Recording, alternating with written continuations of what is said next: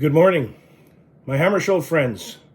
It's very, very regretful that I can't be with you today, but I do want to say how honored I am to have been contacted by Derek and to have this opportunity at your retirement dinner to say a few words. And I have a little something planned. I hope it goes well. I'm only going to do one take, and here's to that. I will say before I start how nice it is to be speaking on the retirement of someone who has been so critical in our school board and the difference they've made in the classrooms and the difference they've made for staff. Oh, wait a minute. Oh, I'm talking about Johnny Letwin today. That speech was about Donna. Okay, I'm going to speak about Johnny today. Johnny, I've had some things I'd like to say about you today, and and everyone in the room knows, we've been best friends for our entire adult life, and what a privilege it is to have an opportunity to roast you. I mean, say some nice things about you. So I thought I'd put together a themed type of presentation today. I'll try to be quick, but as I was thinking over the last few weeks, how can I encapsulate this in something that is thematic and really ties things together and do the best job I possibly could, given the fact that I can't be there in person. So here it goes. So the theme I've selected is as John enters retirement and reflects on an entire career. It really is an opportunity to look back through the different lenses that we all have as we traverse through our careers. And today's presentation is centered around the lens that we see our careers and our own lives as part of those careers. And so with no further ado, my eyeglass-themed lens take on giving Johnny my best wishes on his retirement. And Johnny, we started our careers at the same time in the early 90s. And at the same time, we started the other very critical part of our lives, which is the act of being fathers.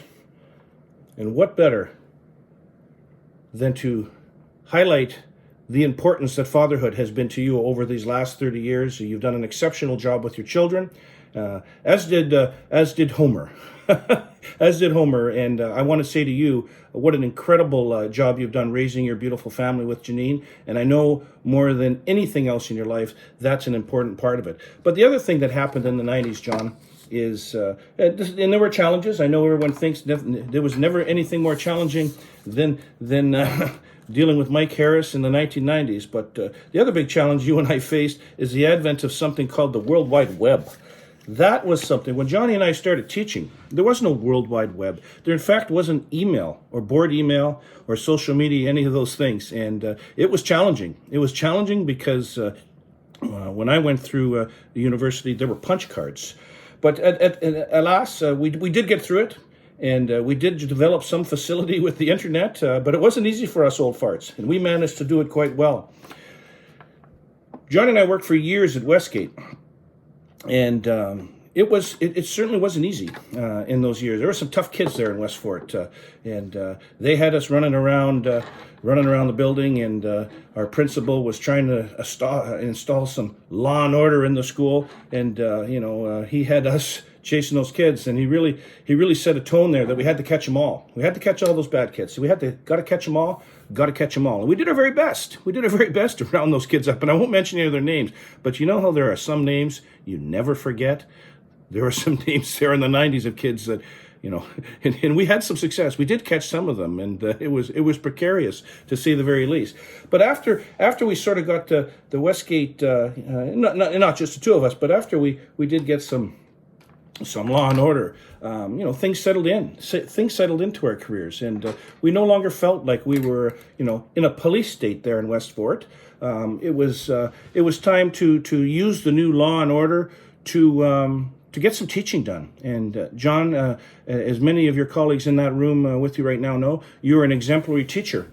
But holy cow, the early 2000s, my goodness, if there wasn't one curriculum issue after the next. I mean, every time you turned around, sorry, Derek and Donna, and special guests from the board office that might be there, but every time you turned around, there was something new they expected us to do.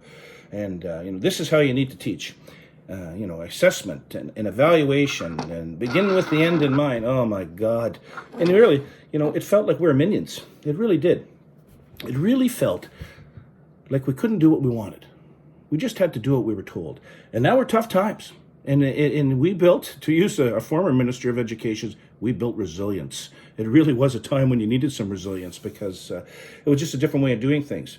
And I won't do a deep dive into how my personal perspectives on all of those different directions are, but for a period of time there, it was tough. We felt like minions, and we had to do what we were told. But at the end of the day, Johnny, I know what you did in your classroom was always what was the best interest of kids, and it showed.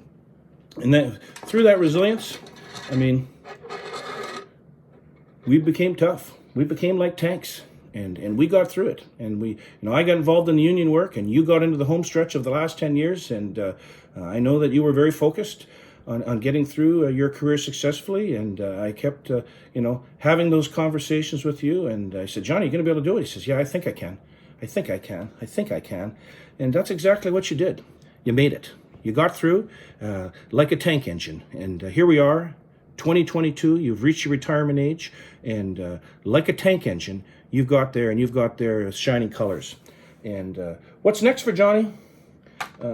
Who knows what's next for Johnny, but it's going to be defined by whatever the hell he wants. And the future is so bright, Johnny's got to wear shades. And Johnny, the next 30 years of your career are going to be defined by whatever color you want, because you have worked hard, you've done an incredible job in your classroom, and in doing so, you have endeared yourself not only to the staff members, who I know are sitting around that room and saying, there's only ever going to be one Johnny. And they're quite right. There only ever is going to be one Johnny. But I, for myself, for selfish reasons, I'm going to see lots of Johnny in retirement because he is my best friend.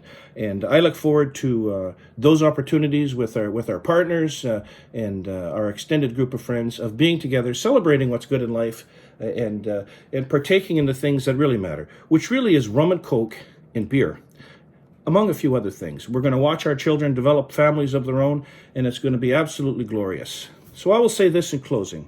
I got one more set of glasses, but I will say before I get to that, because the Definer glasses are just as silly. Johnny, there is nothing more righteous and good about a career that is spent in the service of others. And you, for 30 plus years, have been an exemplary teacher, an exemplary colleague, and an exemplary friend.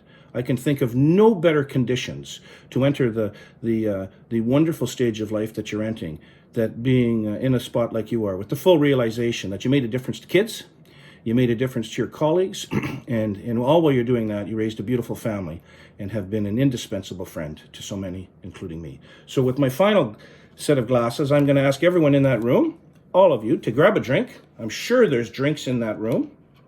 And get your drink ready, because we're going to do a toast.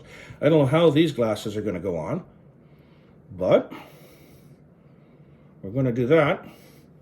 We're going to do that. Does everybody have their glass? All right. We got some Hawaiian punch here. And I'm going to say this. Oh, wait a second. Here it is.